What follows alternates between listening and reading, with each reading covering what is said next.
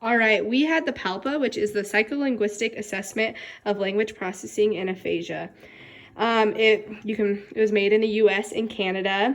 It was published in 1992, and there has not been an updated test since then, so it's a little outdated. You can buy this test really anywhere, and it's usually used for adults. So now we're going to kind of go into the test and kind of give you guys a visual of what it looks like. So it comes in two really big binders that have all the subtests in them. So yeah, we'll open it up and we'll show you kind of how you would score and what a subtest looks like. So each subtest is kind of scored completely differently, and depending on how the client scores on that subtest, it gives you kind of suggestions at the bottom for where to go next. So this first one is different discrimination using non-word minimal pairs. And for instance, if the patient has good recognition of simple letters, you might consider doing auditory phoneme segmentation tasks, which are subtests 16 and 17. So you could jump up to 16 here. And then this would be, so this is the phonological segmentation of initial sounds instructions for use right here. And then so if they scored, depending how they scored, you could recommend, one of the recommendations would be subtest 13, which would be digit span tasks. So you could jump back to that one. So kind of based on how they score is where you go with the subtests. There's really no specific cutoff. It's kind of just doing the different subtests until you feel like you have a picture of the patient's skill and abilities painted. Yes. All right. And then in like some of the subtests, there's not always normative data provided.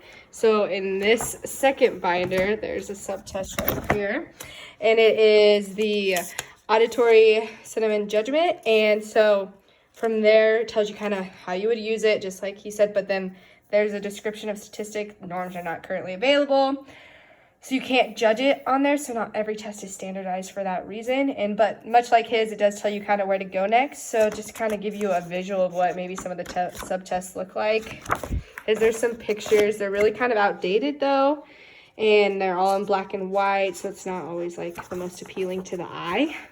But overall, there is 60 subtests, and it's broken into 4 sub-battery kind of areas that are auditory processing, reading and spelling, picture and word semantics, and sentence comprehension. So there's 60 different subtests to make up those areas. Again, there's no cutoff. It's kind of more based on how they do, so you can do as many subtests as you feel necessary. And there are kind of like some scoring things within it where you could kind of like mark if they got it or not got it. But there's just no actual scoring manual, so that'd be something that makes it very challenging because you can't actually score it because this is stuff you'd use again and again. But overall, the test is kind of hard to maneuver your way around. It took us a lot of time to kind of figure out where to go with it. But there are some pros to the test, and I think one of the pros is that it's widely used for like research and clinical practice. The researchers regard it as the most useful and comprehensive language testing battery. It's a very popular clinical resource for patients who have experienced a TBI. It has many subtests that may be selected for use.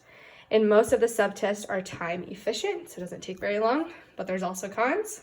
Yes, some of those cons are that the tests are not fully standardized, so unable to provide normative data for all of the subtests, and the instructions and pictures are not really the best quality, and it is a very expensive assessment, and it's also from 1992 and hasn't been updated since then, so there's also some cons for it as well. Yep, and that's the Palpa.